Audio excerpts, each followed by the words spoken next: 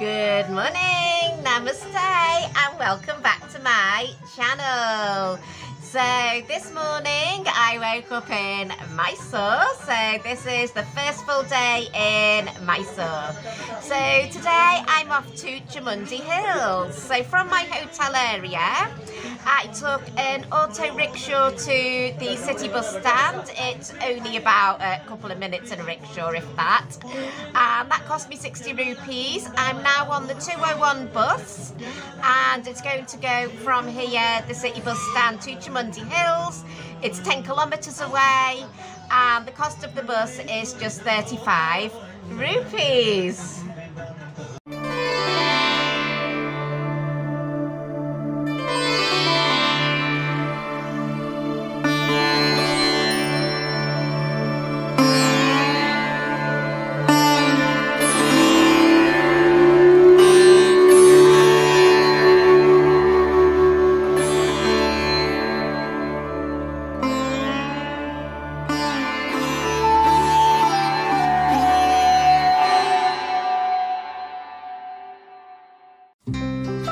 Isn't the temple just beautiful? My goodness me, talk about being blown away by Chamundi Hills. It's gorgeous. So with that temple, the way I interpret it, it's to do with goddess Durga, because she fighted, well, she fought, honestly, my thinking's just all over the place today, so tired. She fought some male evil spirits, and the hill is almost like a dedication to the female goddess, because she's so strong and so powerful. The people are given her blessings on the way up to the temple. It's just absolutely superb, and there's lots of street sellers here. It's so characteristic. I would be feeling safe to say that at this particular destination there's no kind of COVID testing going on. In fact, it's quite overcrowded and there's a long queue to get in the temple, so I'm not even going to dream of getting in the temple. But just the environment, you don't need to go into the temple, you're already overwhelmed and blown away just by being at beautiful, beautiful Chamundi Hills. You'll see cows that are getting their blessings and that have got their blessings, the little baby calves. It's so, so cute. So the bus actually drops you off right on Chamundi Hills, so you don't have to climb the 1,000 steps up to the temple. So yeah, that's some useful information, otherwise it's 1,000 steps up. But if you want to do the 1,000 steps, go ahead and do it, because you'll see people decorating steps along the way.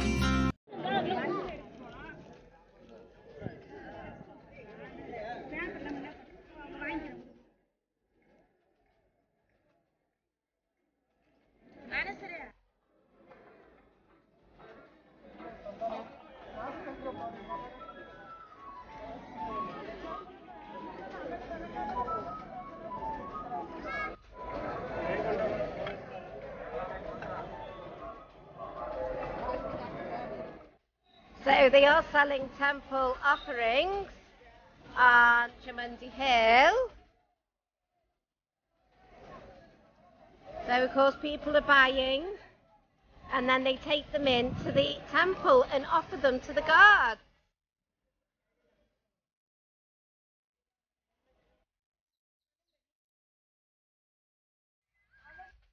Oh, little cows, these calves are getting their blessings here on Chamundi Hill. Oh, you've got a big blessing on your head, haven't you? Wow, nice red blessing.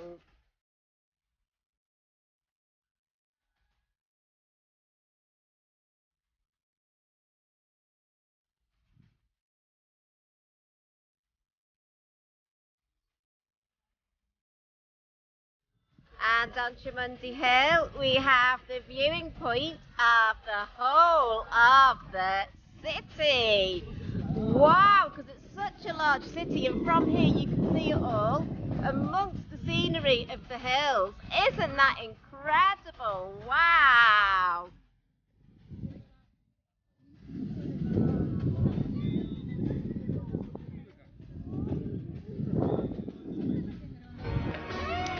So I find that a lot of people come to Chamundi Hills to actually ritualistically climb the 1,000 steps. Because what they're doing is they're decorating the steps as a means of a blessing to the temple on the way up.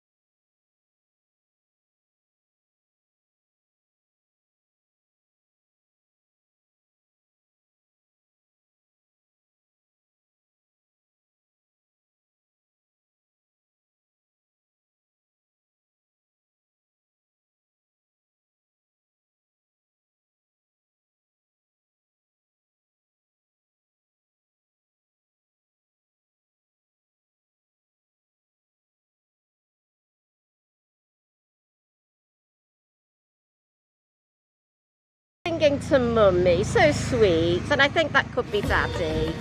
Family of monkeys, so sweet. Perhaps this is the bigger sibling. Maybe. Family of monkeys. Oh, baby monkey with Mummy, another baby monkey with Mummy. Oh, temples always bring the monkeys. Oh, protecting Baba, that's so cute. Cute to the extreme.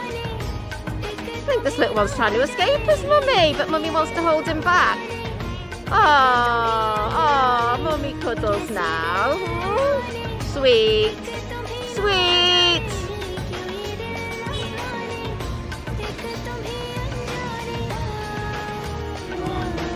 So I'm back on the bus and heading back to City Bus Stand.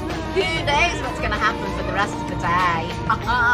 Absolutely loved Chamundi Hills. Wasn't it just amazing? So, in my experience, this 201 bus is pretty regular, going from Chamundi Hills to the city and back. So yeah, regular throughout the morning time.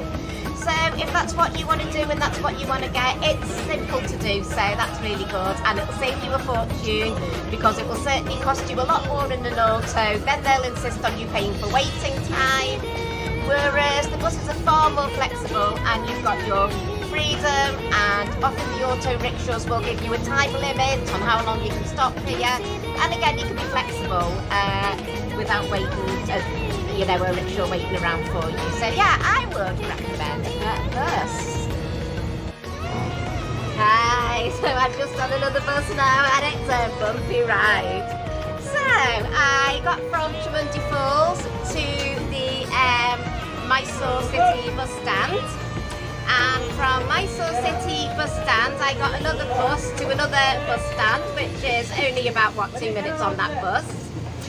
So I'm about to go and see a waterfall now. I can't remember the name of the waterfall, it's so long, but basically you get an KR bus or something. It's very complex and confusing, but I wanted to get on a bus, and it'll take an hour and a half to get to those falls. The reason I want to go is because it's the Kaveri water, and those that know me know that Kaveri is my full name.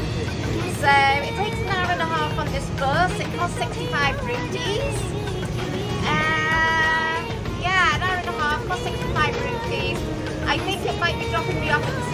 bus and then I have to find my way to the falls. I don't know at all. Language barriers, communication barriers. But again, I've said on previous vlogs, if you watch the channel, you will find the exact way and the exact route, because I do it and then I show everyone.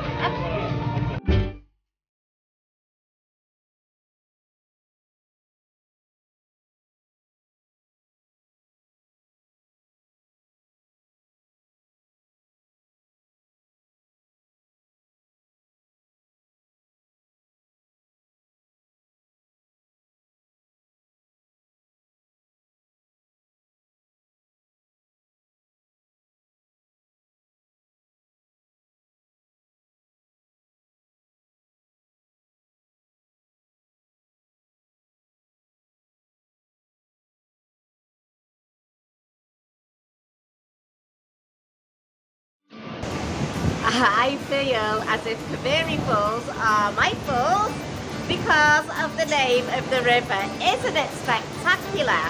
And the mouth of the river starts in Cork in Mavakeri, and I've done a link about that, and I saw the mouth of the river at the Kaveri Temple with the Kaveri goddess.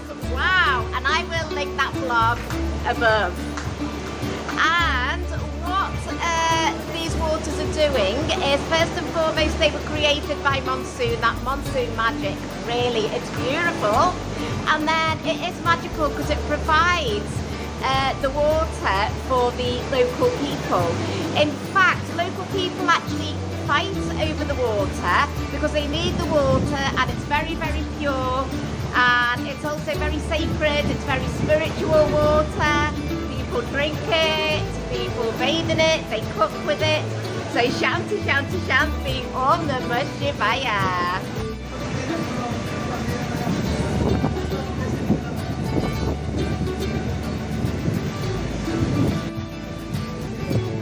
Sorry, sunlight's just slightly in my eyes.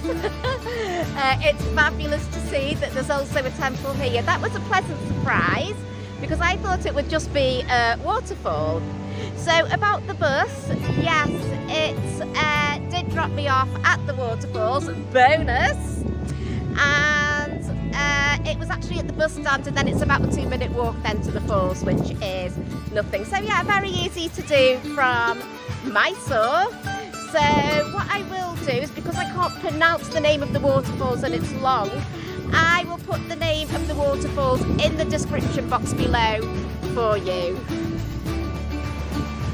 I got into the temple. I was lucky to get in because it was just about to close, and I got a blessing. Someone got a blessing.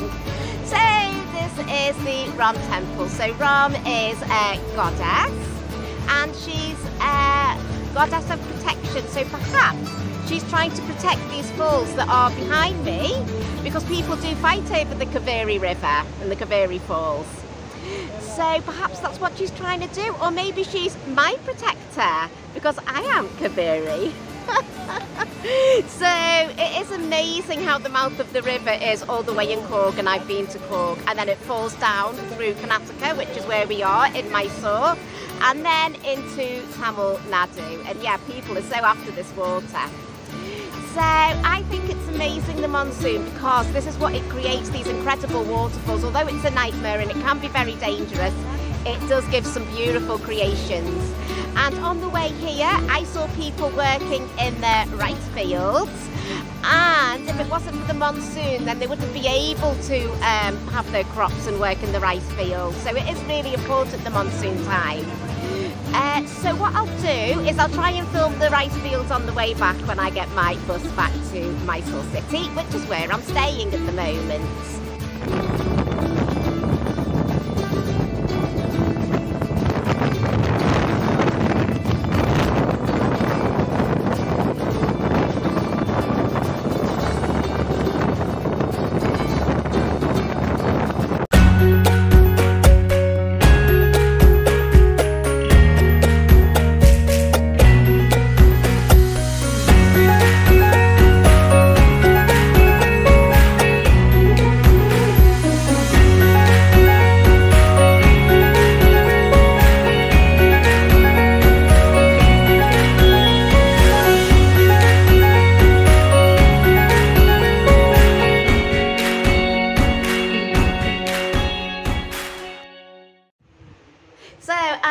Sandalwood outlet shop. Did you know that here in Mysore they are famous for having a sandalwood factory?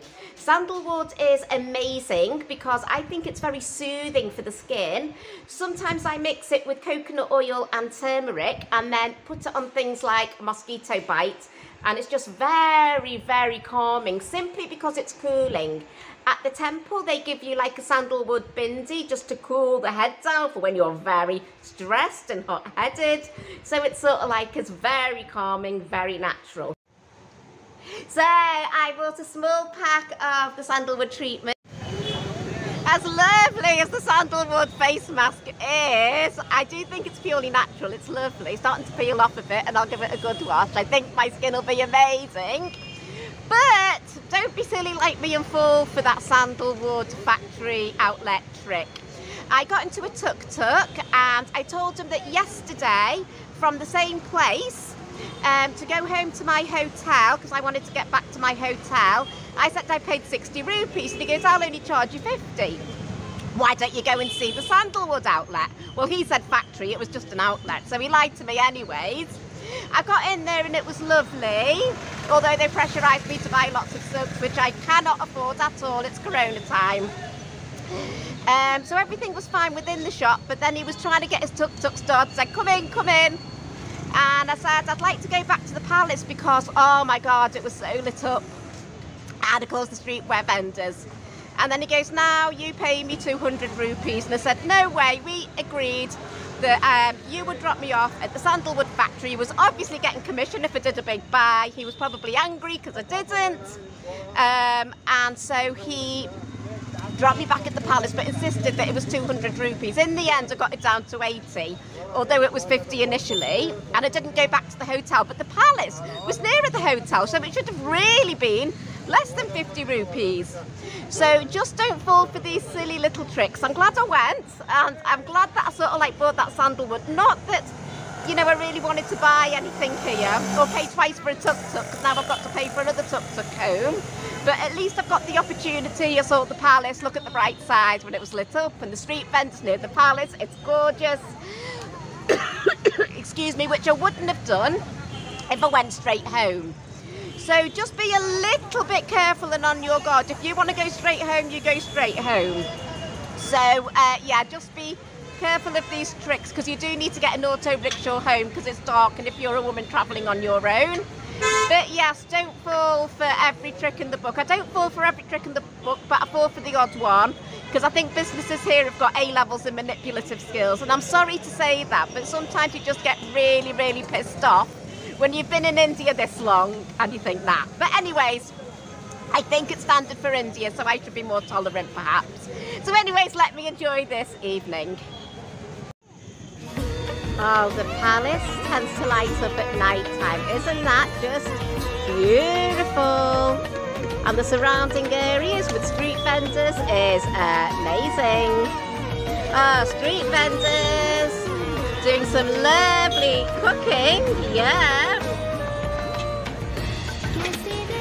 Pani puri. This guy is preparing pani puri. Hi. Oh, are the onions making you cry? No, the filming is making you laugh. He's chopping onions. Chopping onions, bless him. My skin does feel really smooth. Oh my goodness me. After the sandalwood, really smooth. So, I'm kind of over that incident now. But I do actually think that if you're only here for a really short amount of time in India, and you know that you're going to go home to your home country after a couple of weeks, which is not happening now, but of course I'm sure we'll get that way in the future, and you think to yourself, no, I don't mind going in an auto rickshaw and they're saying that they only want to charge 50, but then they drop me off at a sandalwood place and they sell silks, and you could be like, wow, they sell silks as well as the sandalwood. I'm glad the auto brought me here. I don't mind paying the auto a bit extra.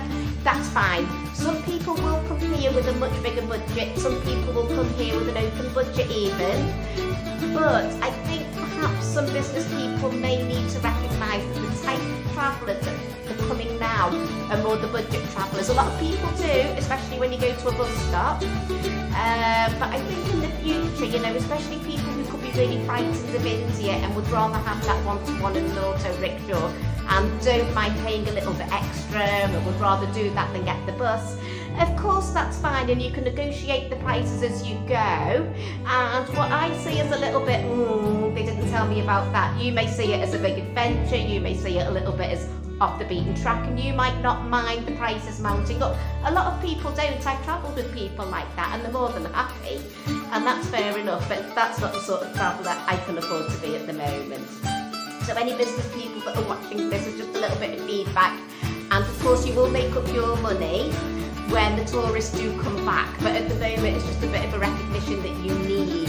So for example, I teach one-to-one yoga online, but of course I put it down as Corona special prices, because obviously, you know, people can't really afford one-to-one yoga with the situation at the moment. So anyways, I'll get on to another clip and talk to you about the palace, because I've not actually talked to you about the palace yet. Palace, of course, as you saw, it was amazing. I love the architecture. I love how it's lit up at night. I don't like what's behind it, you know, with things like, you know, the aristocrat culture, because I think that as people, we are all equal.